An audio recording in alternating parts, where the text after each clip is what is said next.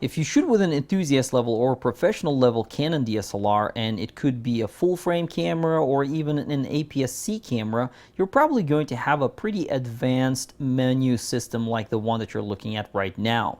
So let's go over these settings to understand what each of these menu settings do. Now I'm using the Canon 5DS, but if you're using any other camera, you might have items buried in different locations. Now I'm shooting with the Canon 5DS, which is a full frame camera, but if you're shooting with any other camera, you might actually have less or more options. Let's go ahead and go through each menu item one at a time. So the first one we've got here is image quality. And under image quality, we have the chance here to select between RAW and JPEG. And this is a very important setting. That's why it's the first in every Canon DSLR. So here we have the ability to choose between different RAW options. We've got full-size RAW, medium RAW, and SRAW. Now, I've written an article on why you should not be shooting with medium or small. So my preference is to always shoot RAW. And as far as JPEG, if I rotate the other dial on the back of the camera, you can see that I can basically choose to not have anything, which would just shoot RAW, or I can choose between different sizes of JPEG images from large to medium 1 and medium 2, and I can choose between different quality levels. So my preference is not to shoot JPEG, but if you shoot JPEG and you're scared to process RAW images, my recommendation would be to shoot RAW and JPEG high. So this would be the best setting to choose. Anyway, I'm just going to go to RAW by itself. So that's the first option. Next, we have image review. Now, image review is something that basically after every time you take a picture, it will show you for a specific amount of time. In this case, I can turn it off or set it to 8 seconds or to even hold. It will show me images after I capture them. So I usually keep this turned off. And the reason why I do that, one, I do not want to waste the battery. And two, I do not want to be chimping as I take pictures because I want to concentrate on my photography instead. But if you prefer to have that, you can actually set a specific timer, 2 seconds or 4 seconds or longer. So I'm gonna go ahead and turn that off. Beep is something that I don't even know why Canon makes this default, because it's really annoying. Every time when you're going to be focusing, it's going to beep. So I always turn this off. Next, we have release shutter without card. And this one, basically, if you do not have a memory card inserted, the camera will fire.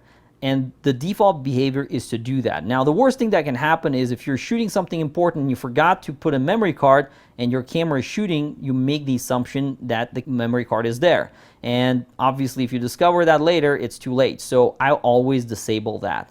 Next, we have the corrections, and Canon has a few corrections. There is peripheral illumination, which is basically vignetting, and then you have chromatic aberration. Now, something to keep in mind that right now for this lens, you can see on the very top, there is correction data available. Basically, with different firmware, Canon provides correction information, and you can do both vignetting and chromatic aberration corrections.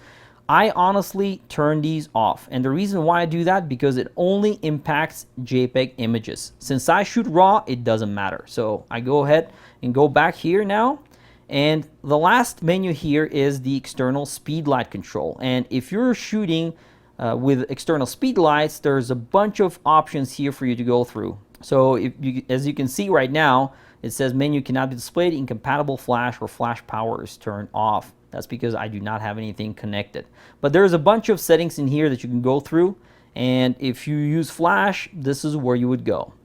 Next, we have the shoot to submenu, and we have a bunch of options here. First, we've got the exposure compensation / bracketing. Now here, if I'm going to move or rotate the top dial, it allows me to set bracketing. And as you can see, I can go in 1/3 increments to say 1 stops, 2 stops, and the maximum is 3 stops apart.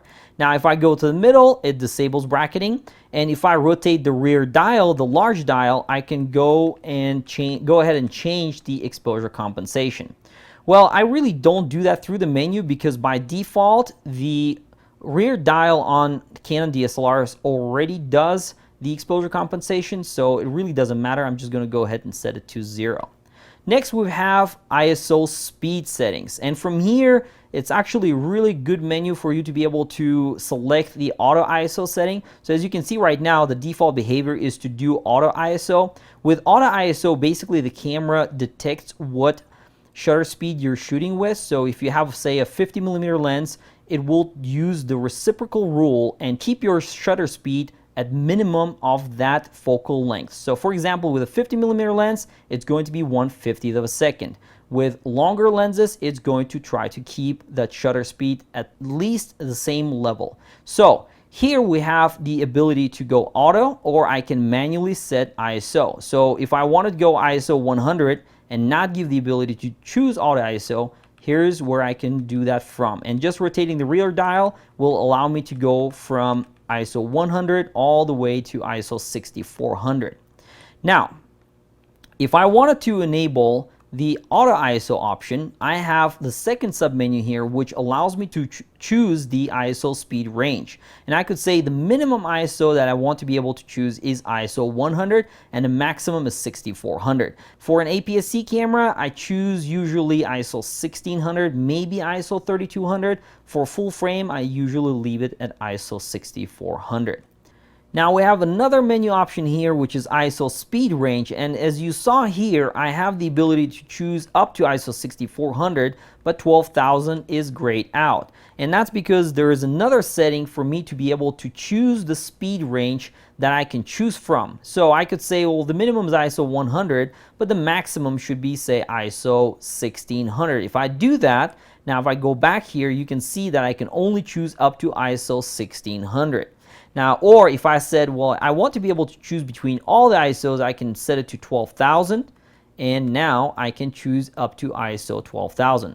Now, the next setting is the one that controls the auto ISO range. And right now, if I set it to auto, and I come in here, I can do the same thing and say, well, if I want my auto ISO to go as high as, say, ISO 3200, this is where I set it from, or say, well, I'm comfortable with 6400, I'm just going to do that and click OK. Now, when the camera tries to change the ISO automatically, depending on what focal length I'm shooting at to keep up with the reciprocal rule, it's going to allow me to basically set the camera to up to ISO 6400. Now, if I don't like the noise level there, and if I want to go, say, ISO 3200 maximum, this is where I do that from. Now, the minimum shutter speed is a really cool option, and the nice thing about this feature is that the default auto option sets the camera to set the minimum shutter speed to match the reciprocal rule. So by default right now, you can see that it's set to 0. So if I'm shooting, say, with a 50mm lens, the camera will try to keep that shutter speed at minimum of 1/50th of a second.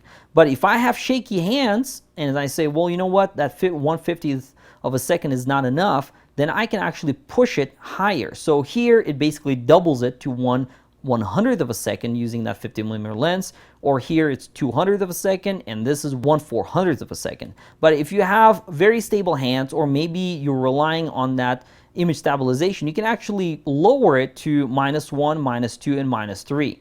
So just keep that in mind. Now, if you're a wildlife photographer, you might not want to do this, and you might instead want to go manual. Now, by going manual, you're basically telling the camera, well, I do not want that shutter speed to fluctuate. Maybe you're using a zoom lens, something like a 200 to 400mm lens. Well, in that environment, you do not want that shutter speed to fluctuate. And what you want to do here is you actually can go in and manually set your shutter speed. And this basically sets the minimum shutter speed. The camera will try to keep that minimum shutter speed of 1/1000th of a second once I set it.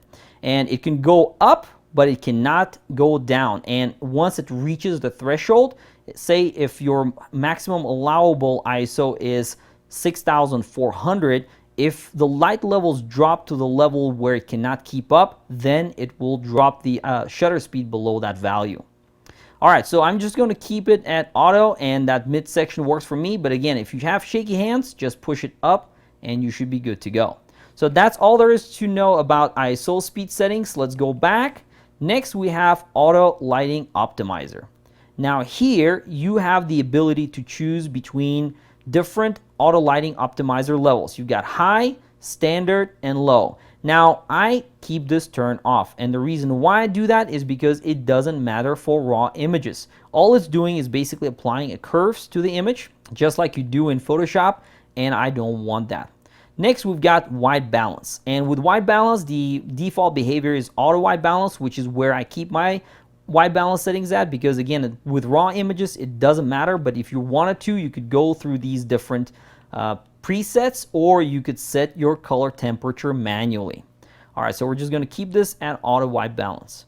Next, there's custom white balance. Now, what this does is if you have a white balance card or like a gray card, you can actually take a picture of it and use that card. If I click set now, it will say use white balance data from this image for custom white balance. And I could do that and the white balance will be set. So I don't mess with this unless I really want to set the white balance for my JPEG images. And like I said, white balance settings don't matter for RAW, but if you shoot JPEG or you shoot RAW plus JPEG and you want that white balance to be perfect, these are the settings that you go through. Next, we have white balance shift with bracketing. Now, if you want to bracket your white balance, or perhaps you want to fine tune it, this is where you do it from. I personally don't mess with this.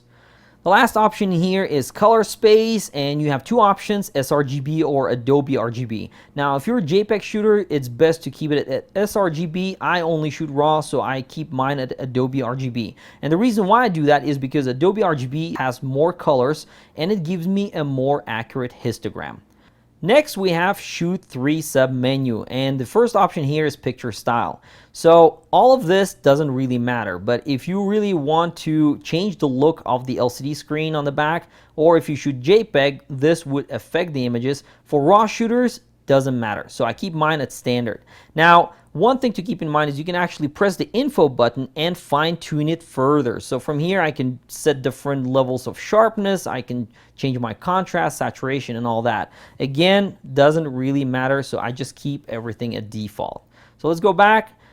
Now we have long exposure noise reduction, and by default, as you can see, it's actually turned off. Now what this does is it actually does impact RAW images. If you shoot images longer than say 15 or 30 seconds, what will happen is the sensor will start heating up, and that process actually creates noise. Now, if you do shoot really long exposures, it's best to keep this turned on. And the reason why is because if you don't have it turned on, you end up with all that noise. If you do turn it on, what happens is the camera will first capture your image, and then it will take another image as a reference photo, then subtract that noise information from the first image. So you will end up with less noise this way. There's another option here with auto, and if you do this, it will automatically know if you shoot really long exposures and noise is being generated, the camera will trigger that.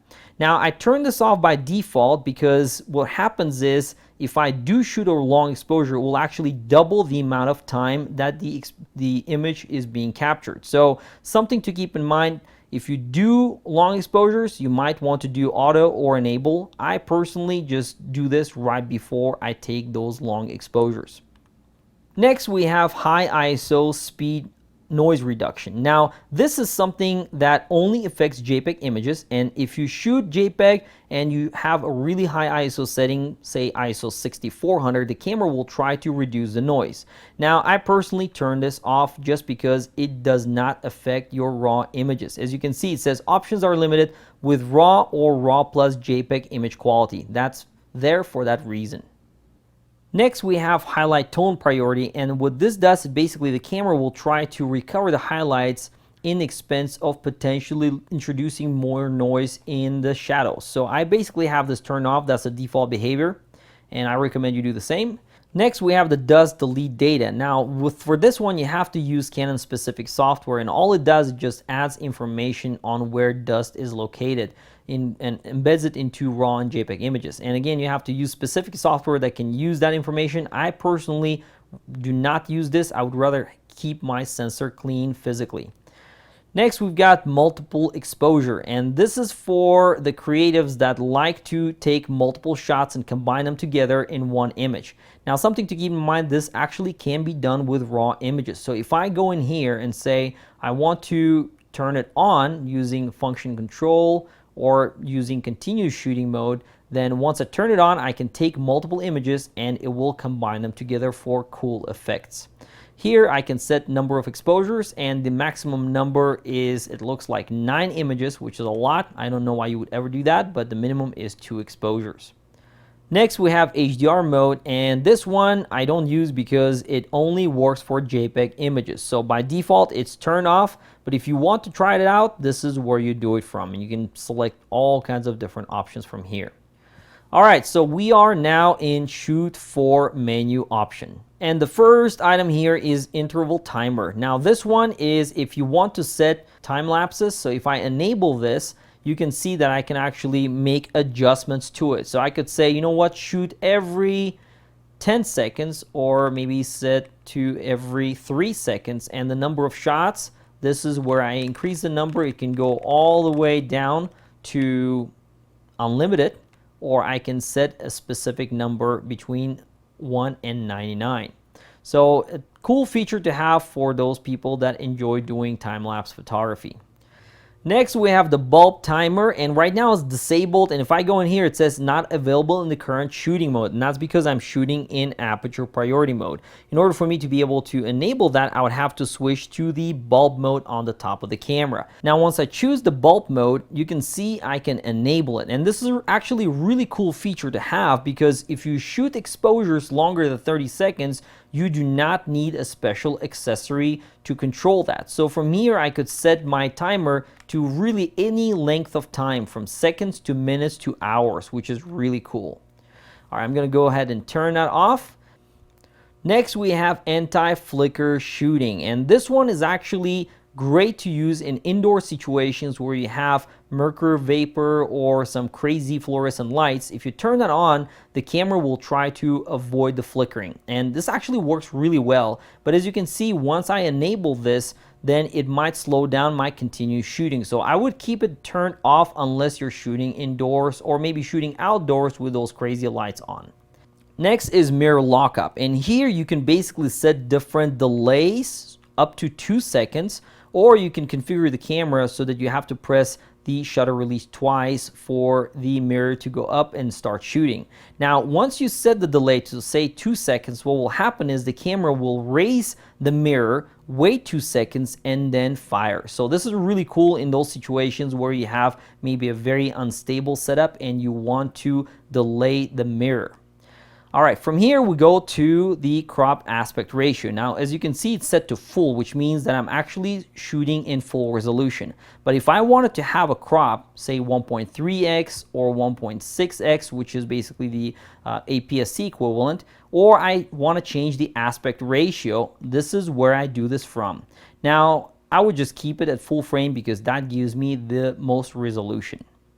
Next, we have Shoot 5 submenu. Here you have the live view shooting. You can enable or disable. Now, there's a dedicated button for live view on this camera, and many other modern cameras will have this option. Now, if you want to disable that option, you can basically do it from here. After you do this, whether you press the start and stop button on the back or not, nothing will happen. Now, I keep this enabled, but if you find yourself accidentally pressing that button and it annoys you, you can turn that off. The AF method by default tracks faces. So here we have face recognition and tracking. And if you're photographing a person and you're autofocusing, the camera will recognize face and track the person's face automatically. If you switch to FlexiZone AF, what that will do is it will disable face recognition and just look at wherever your focus point is set at. Now, keep in mind, we are under the live view function, so this actually only works in live view mode. If you turn off live view, it will not work the same way. And the same goes for continuous autofocusing. So by default, it's disabled, and it's a good thing because if you enable it, your lens will continuously hunt and try to acquire focus. It will try to do that so that if your subject moves, it will not have to go and jump and make really large jumps in focusing. So I keep that disabled by default. Grid display is again something that will turn on or off during live view shooting. Now, the exposure simulation option, what that does is in live view, when you have that turned on, it will try to simulate whatever your final exposure is supposed to look like.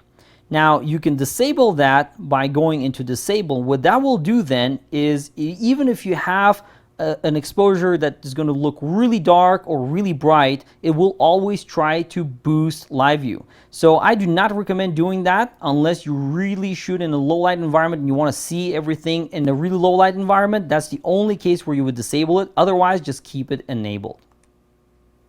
The next submenu is Shoot 6, and as you can see, it still has to do with live view functions.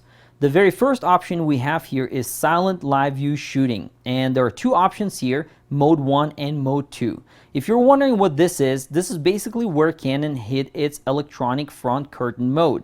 When you're shooting in live view mode, if you select mode 1 or mode 2, the electronic front curtain mode is going to be enabled. Now what that does is before the exposure, the mirror is already raised because you're in live view mode, but when you start taking pictures, it doesn't have to raise the actual shutter, which is really nice because you can actually have a completely vibration-free shooting with this mode enabled. Now the difference between mode 1 and mode 2 is that in mode 1 you can shoot continuously. So if you wanted to take multiple shots, you basically squeeze the shutter release and it will take shots in continuous mode. Whereas in mode 2, it will limit that to only one shot. Now I personally don't shoot continuously in live view mode. I don't really see reason to do that, so I just do mode 2 for one image. But this is something you do not want to disable.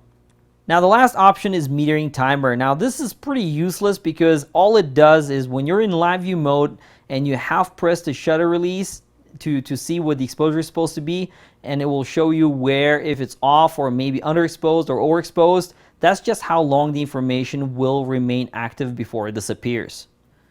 Now we get to autofocus. Now this section can get pretty complex because this camera has one of the most sophisticated Canon autofocus systems out there. So if you're not sure about these settings, I would recommend to do further reading. Let's go through these real quick to see what they do. The first submenu contains different case scenarios. So as you can see, I can navigate through different cases. And the first one is versatile multi-purpose setting for maybe running, and then another one for tracking subjects, ignoring possible obstacles. So there's a bunch of different options that you can pick from. And depending on what type of shooting you do, as you can see, it actually changes the settings on the right bottom side. So go through these, identify which one works best for you, and pick the one that works best. Case 1 is actually the best for me personally for most types of shooting. And if you do specific things like wildlife photography or sports photography where you need specific settings, you might want to play with this. And here you can basically customize different options like tracking sensitivity, acceleration, deceleration tracking, and autofocus point switching. From here we go to the second sub-menu, and here we have AI servo modes. Now, if you're shooting in AI servo mode, which is basically continuous tracking of subjects, then you can have different types of priorities. So you can do release priority or focus priority. So by default, it's set to equal priority. That works best for most types of shooting. But if you want to say set to focus, what will happen is if you're shooting in continuous mode and your subject is not in focus, the camera will try to first acquire focus before letting you fire that shutter. But if you set it to release, whether the subject is in focus or not, your camera will still fire. This is a good balance between the two. Next, you have the AI servo's second image priority. And this one is a little bit odd and hard to understand, but basically what happens is the first image that you take, if you have, for example, a subject that's running towards you, well, you might want to first have that sharp image, and then maybe you want to prioritize the focus. And then for the second image, maybe you want to say, you know what, I don't care, I just want to have the shooting speed priority. Now what will happen is in the first image, the camera will try to get focus before it starts firing, but once it starts firing for a second and all the subsequent images, it will prioritize whether on focus, equal priority, or speed. If I select speed, it will just shoot at the maximum frame rate. If I choose focus, it will slow down and we'll try to acquire focus first before firing. So that's something important to keep in mind. For me, the best setting is to have both set to equal. But if you are doing sports photography, something more specific, you might want to play with these to see which one works best for you.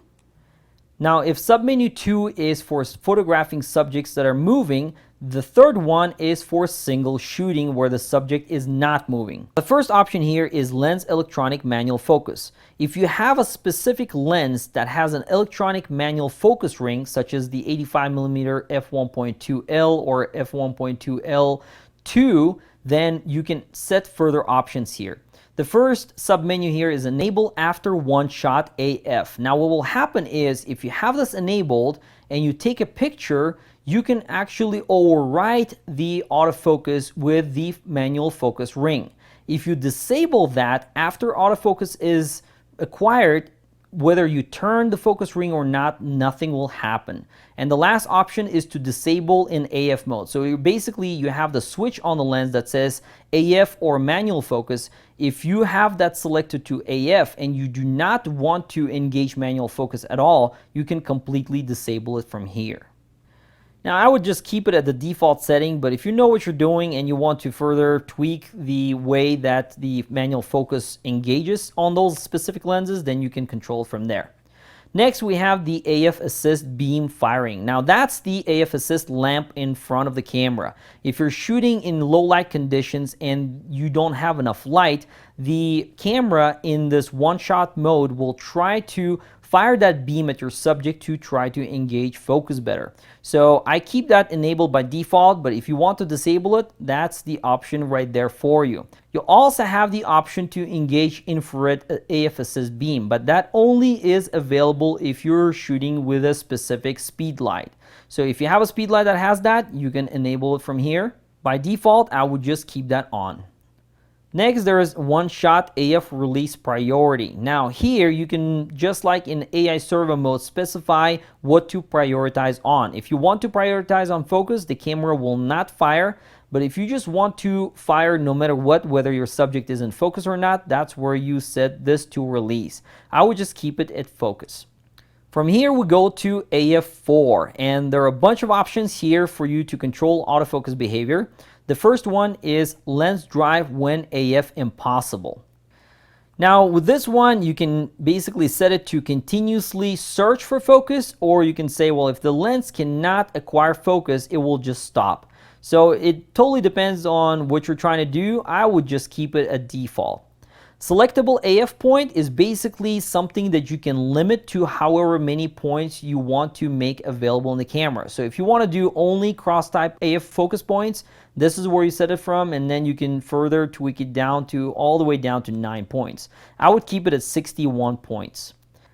The Select AF Area selection mode allows me to basically limit my options when I choose between different focus areas. So if I say, well, I do not want the Spot AF and the Expand AF Area option and this option, then I can limit it here. I would personally just leave it here with all the options checked because I use all of them depending on what I'm doing. So by default, like I said, I'll just leave everything enabled.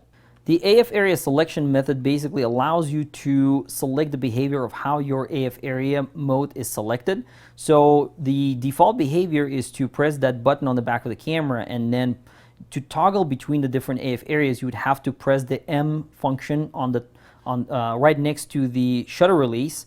And you can also change that behavior so that you actually have to press that button and change the dial or rotate the dial on the top of the camera. I personally just go with the first option because then I can move the focus points easily, and then if I need to switch, I just press the MFN button. Next is the orientation linked AF point. Now this is actually a cool option to use because if you switch from vertical shooting to horizontal shooting, going from landscape to portrait for example, you can have the camera automatically track that, and if you say photograph a person's face and you want that focus point to change every time when you change orientation, you can do that. It will actually remember it for both horizontal and vertical shooting. Now you can also have another option here, which is to basically remember the AF area together with a point. So if you shoot subject in different modes, you can select that. I personally would go with this option, which is to just remember where the focus point was.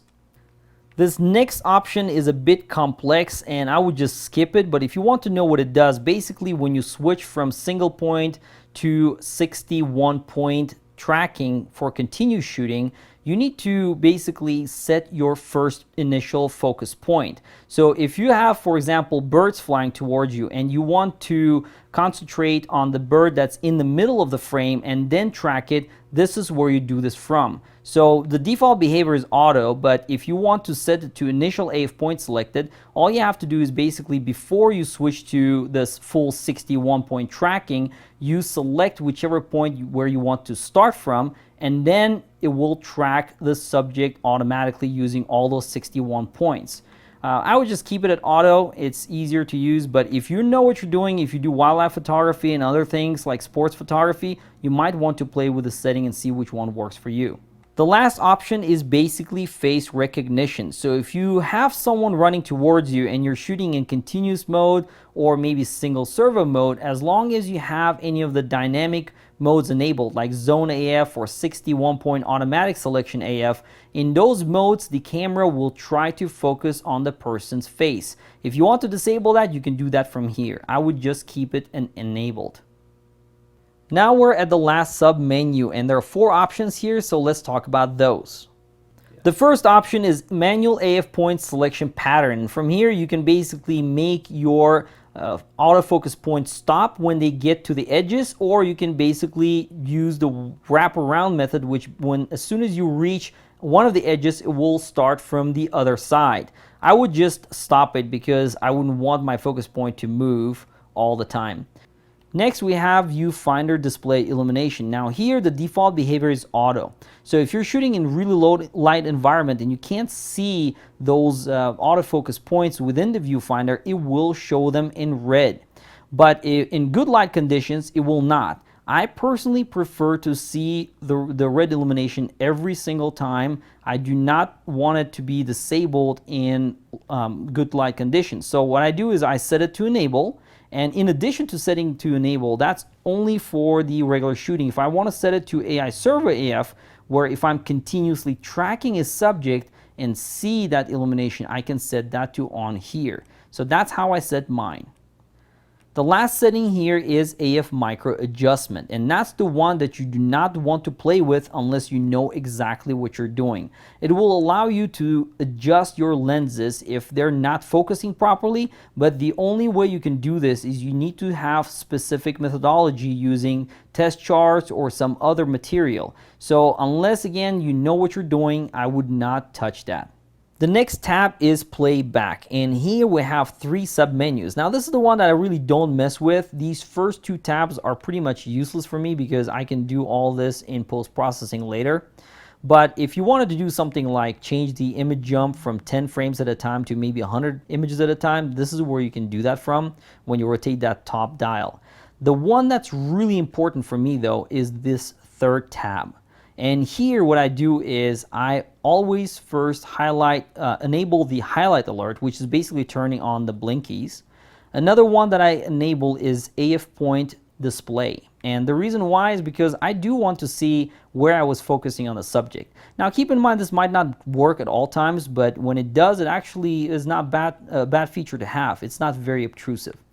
Now I don't care about the playback grid because I have the grid enabled in the viewfinder. But the one that is really cool and absolutely must have is this magnification.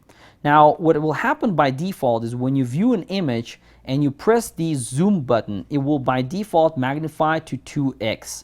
And what that does is if you want to go and look at 100%, then you have to keep pressing that button and just magnify more and more and more until you get 200%. What I really like is this option right here that says actual size. Now let me show you what that means. So once I pick this up and I go play and look at an image, if I press the zoom button, boom, that's 100%.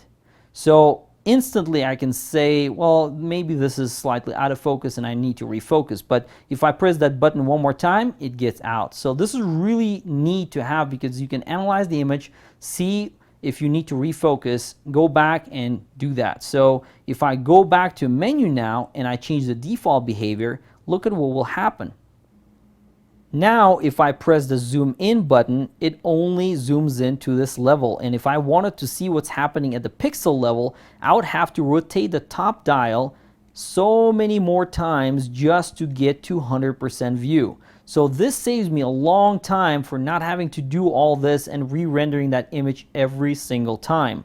So I'm going to go ahead and go back and keep that at actual size. Actual size, which is basically 100% view. And that's an awesome feature to have, because no matter which image I'm looking at, just pressing that button, instantly you get 100% zoom.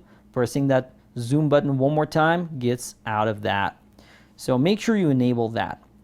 From here we go to the setup menu, and there are a few options here that are really important that I want to go over. So the first one here in the first submenu is record function card and folder selection. So the way that this works is basically if you have multiple cards, you can set different options of recording or writing images to those cards. So the first option is standard. Now with the standard, you can basically select where to dump your images, whether it's the CF card or the SD card. And if I switch to auto switch card, what will happen is once the first card fills up, it will start writing to the second memory card. And the third option here, to record separately, allows you to choose different file formats. So for example, if you shoot RAW and JPEG, you could dump your RAW files into the first memory card and your JPEG images into the second one. The last option, to record to multiple, is basically a backup option. So if you're shooting a wedding or something really important and you're afraid to lose files, well, you can basically have the camera write both images or the same image to both cards at the same time. So this is a really good backup option. There's also a way for you to select folders. So you can just select the default folder, or you can create a new folder and start writing images there. The next option is file numbering, and here you have three options: continuous, auto reset, and manual reset. With the continuous one enabled, which is the default behavior, basically it continues from the last number. So if the last number for the image was 1001, it will continue with 1002 once you insert a new memory card. The auto reset option basically resets it whenever you insert a new memory card. So if you had the last sequence number as 1002 and you put in a brand new memory card, it will start from 1. The manual reset allows you to reset the file numbering as you have it right now. So if I click that, now the next image is going to start from 001 on that same memory card. I would just keep it at continuous. Under file name, you have the ability to change the file name. It doesn't really matter for me because once I import images into Lightroom, I rename images anyway, but if you wanted to do that, you can do that from here. Now the auto rotate option is really important because by default what this does is it will actually auto rotate images when you're playing them back, and it will also record the rotation information into the image. Now let me show you what this does. The default behavior for when I press the playback button, if I switch to a vertical image, look at all that wasted space to the left and to the right side of the image. Well, if I'm looking at the LCD is not very large and the image gets even smaller. I don't like that. I would rather change the camera orientation manually rather than looking at images like this. So what I do is I go back to menu and I select the second option. The second option, and I'll explain in a second, by selecting that, now if I look at the image, well, all I have to do is turn the camera sideways and now I can see the whole image. So I'm not wasting any space.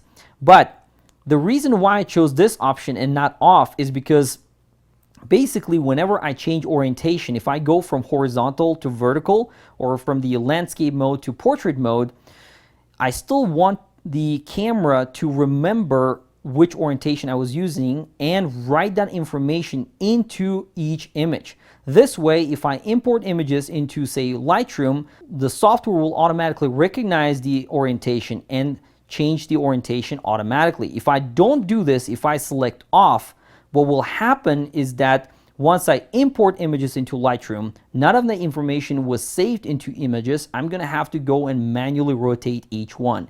That would be annoying. It would consume a lot of my time, so this option works the best.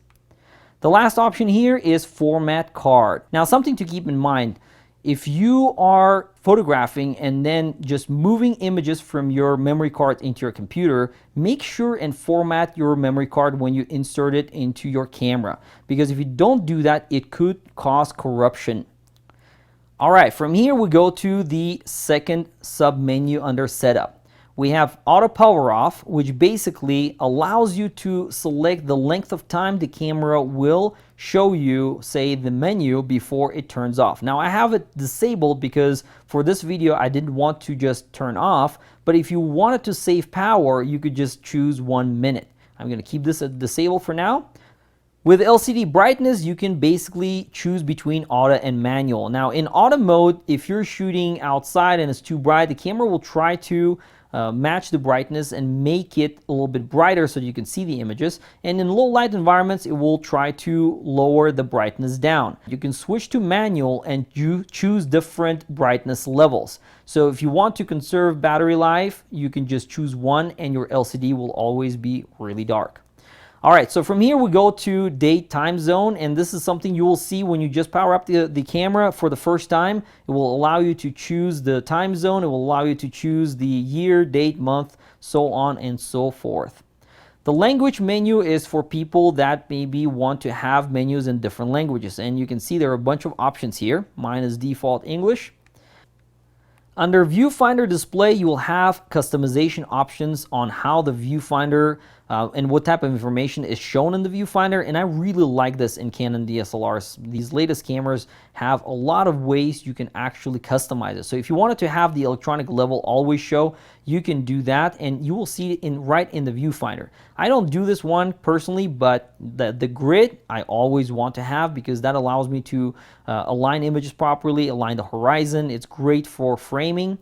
But another one I really like is this show height and viewfinder option, because from here you can select all kinds of stuff here. So like if you wanted to see what your metering mode is, you can check that. You can check your AF operation, your drive mode, your battery level, all these different things. And if you're in a flicker situation shooting in crazy light, it will actually detect it and show you in the viewfinder, which is really great. Just keep in mind that the more things you add, the busier your viewfinder will be. So if you don't want these options, just disable them and click OK, and you'll be good to go.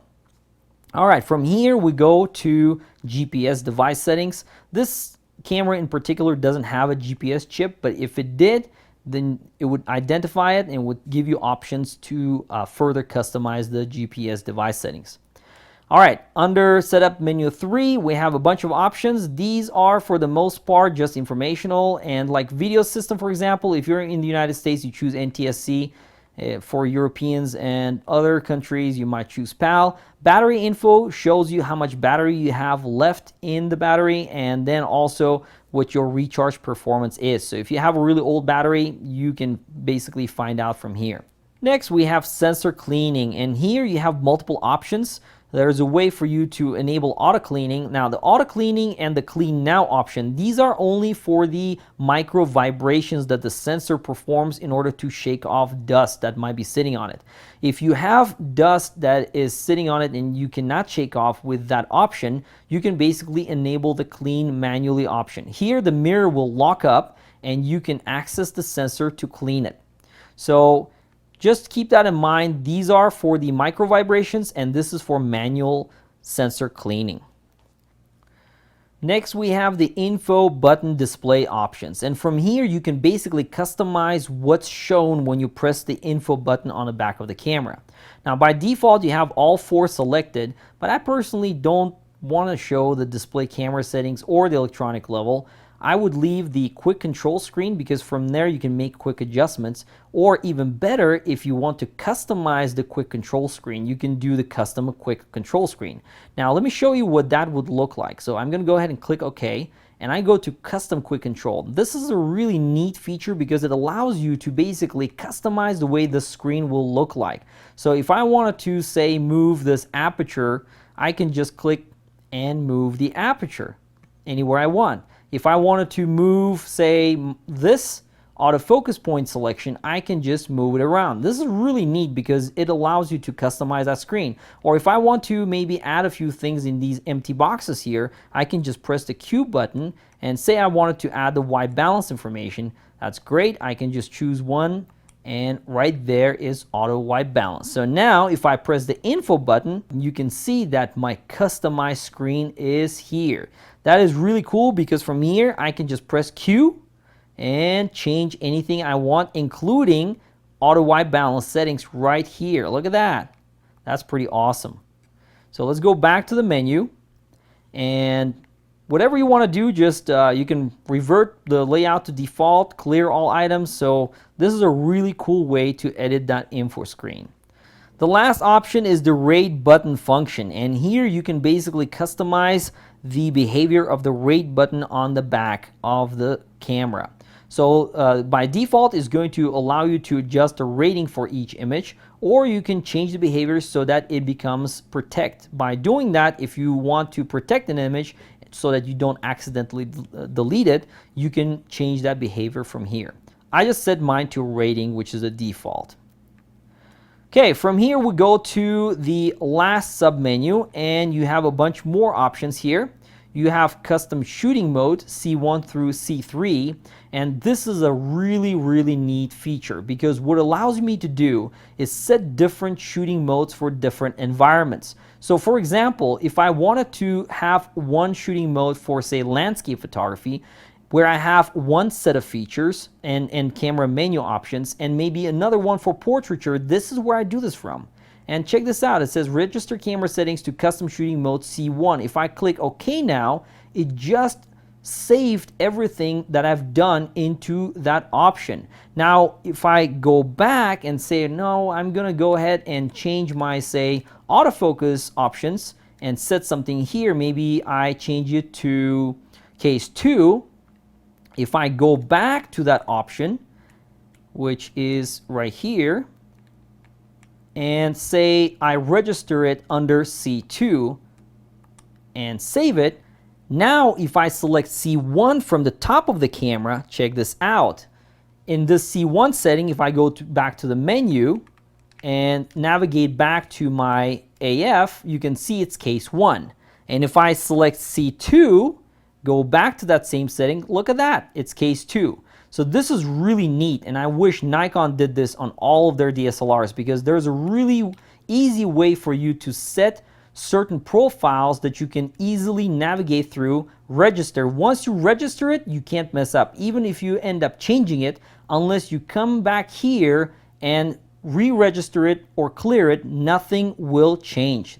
So this is great for those situations when you want to switch from one type of shooting to another, say from portrait photography to landscape photography. You don't have to go through all these menu settings to make modifications. From here we go to clear all camera settings. Now if I've pressed this, right now it will not allow me to clear it because I am in C, one of the C modes. But if I go back to, say, aperture priority, and I go back here and say clear all camera settings, it will say, do you want to do this? If I click OK, everything that I've done so far will be wiped out. So if you did something and you're not sure what you did and you just want to reset everything, that's where you do it from. The copyright information is something that will be basically embedded into each image as you capture it. You can enter your own name, which is the author's name. You can enter your copyright details, maybe provide your website information or your contact information. So you can do all that from here. Next, we have certification logo display. I don't know why you would ever want to do this, but if you want to see the certification logos, they're found here. The last option is firmware version, and you can see that there's two types of firmware, one for camera, one for lens. And if you go to Canon's website, you can actually see what the latest firmware is for your camera, and you can download it from there. Now, the lens one is for lens profiles. So for things like chromatic aberration correction or vignetting correction, you would have to download the latest version of the lens firmware. Let's go back. And I would obviously recommend to keep up with the firmware. So if you find something newer, go ahead and update that camera. It's pretty safe. From here, we go to camera functions, and we have 4 sub-menus here. The first one is camera function 1, which is exposure. And these are the things that I normally would not mess with because you can really change the behavior of the camera. So like the exposure level increments, default is 1/3 of a stop. Same with ISO speed. If you want to make modifications, you can go to maybe half a stop. I don't know why you would want to do that, but these are the ways you can customize that. Now, the number of bracketed shots is something that you might want to use if you do, say, HDR photography, because you can change from, say, 3 shots, which is a default behavior, to something like 7 shots. Now, if you remember when we were here before, it only allowed me to do 3 shots, but look at that. I can space them out, and that gives me a total of 7 images. So if you want to go crazy with your bracketing options, this is where you would do that from. So let me go back to where I was, and I'm just going to set it back to the default 3 shots. Now, the safety shift option, I personally have it disabled. I don't know why you would want to enable it, but if you're shooting, say, in shutter priority mode, and if the light conditions change drastically, the camera in shutter priority mode would end up with a darker image. By enabling, say, the shutter speed / aperture option, the camera will overwrite that chosen shutter speed and try to match good exposure. I don't know why, again, you would do that. I would just keep it disabled. Now, this last option, same exposure for new aperture, can actually be pretty neat. Say you're shooting in manual mode and you have an f2 lens. At f2, maybe you set your shutter speed to 1/100th of a second.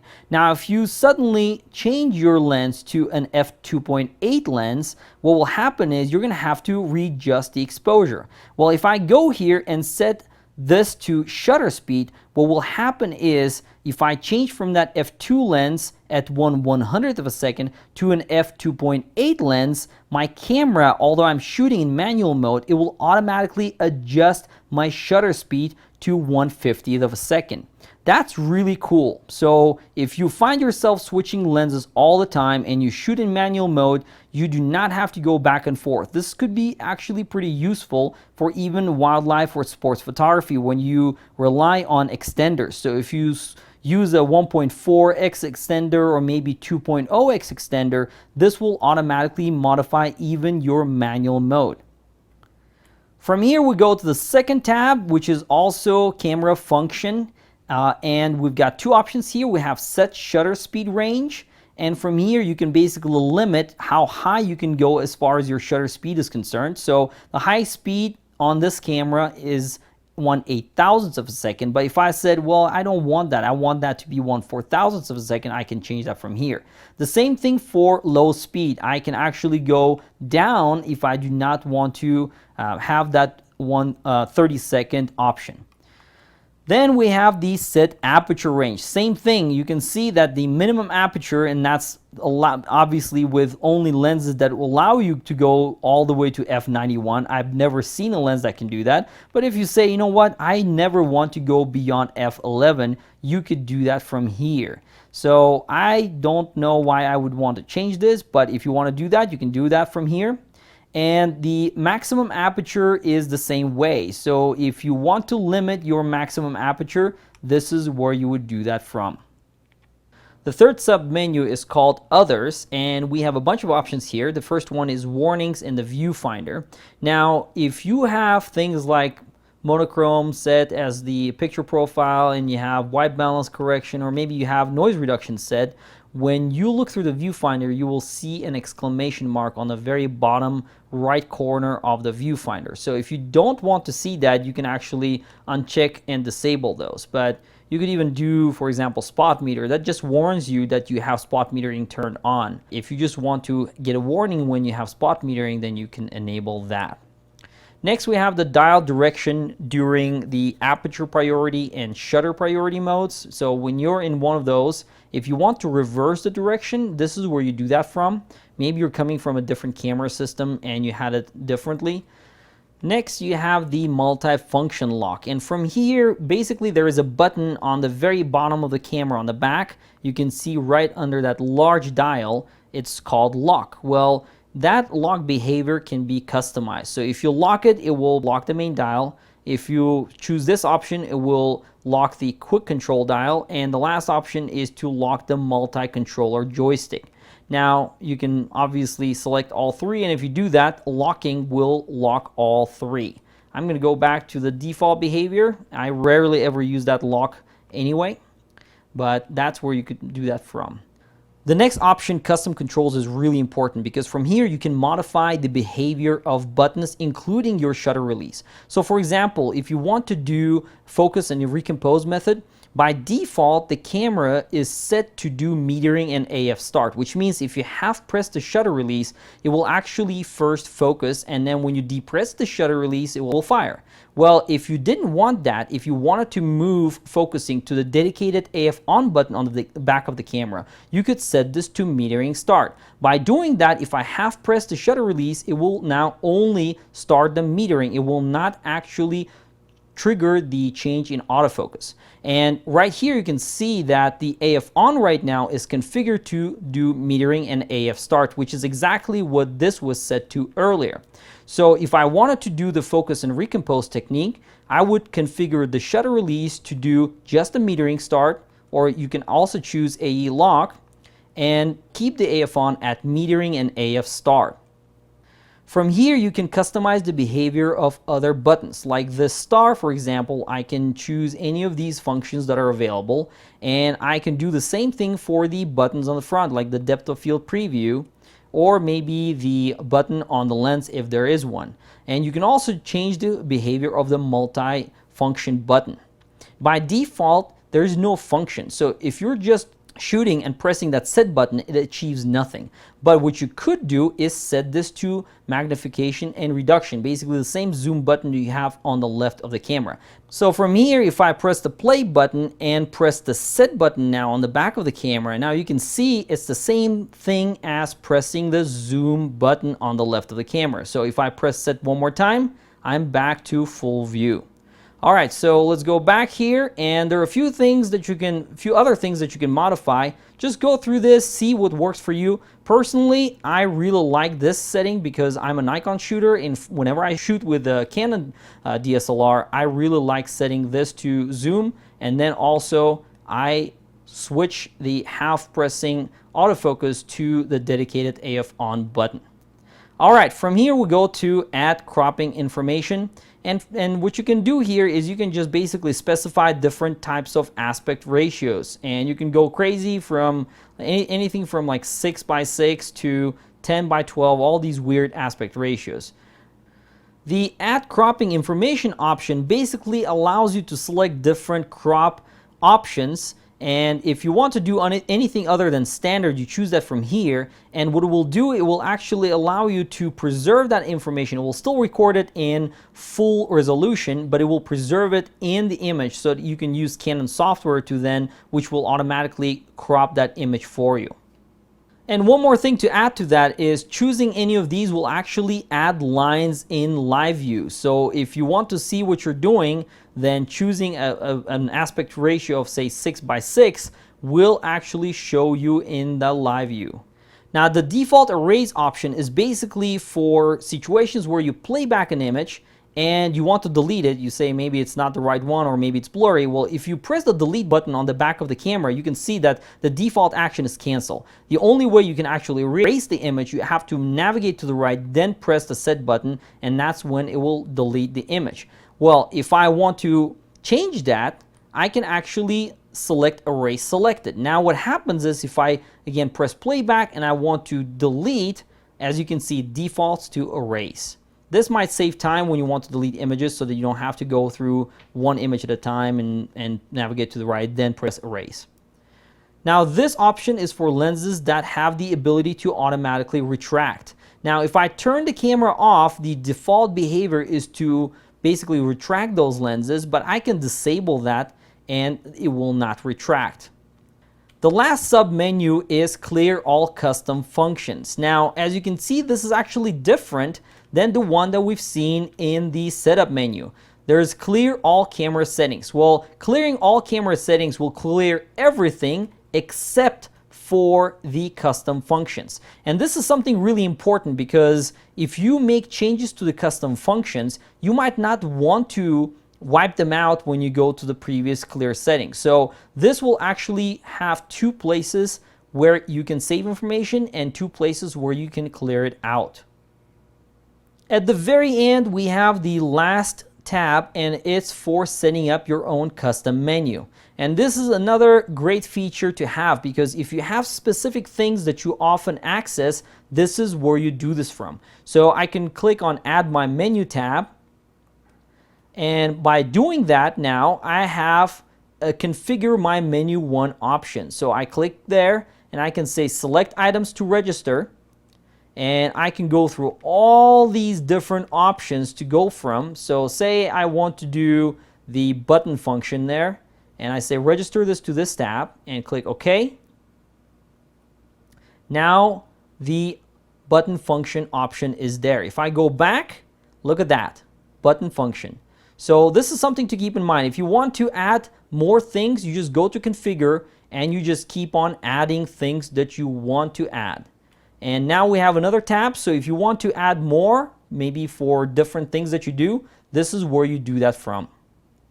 So if I wanted to add another tab, maybe with different settings, all I have to do is press that again and it says Add My Menu tab 2 and click OK. And now look at that. I have 1, 2. So you can have different settings for different tabs, which is really neat. Now something we haven't talked about yet, which is also very important. If you go to the very first menu right here under Live View Functions, these Live View functions are specific to one mode, which is camera shooting mode. If I were to go ahead and switch to movie shooting mode, which is basically a dial on the back of the camera, now you notice that the last two tabs actually have to do with movies. My live view options are gone. So if you're wondering where to find your movie options, this is how you do it. First, you have to switch the live view mode to movie on the back of the camera. Then only you can press the menu button to access these options.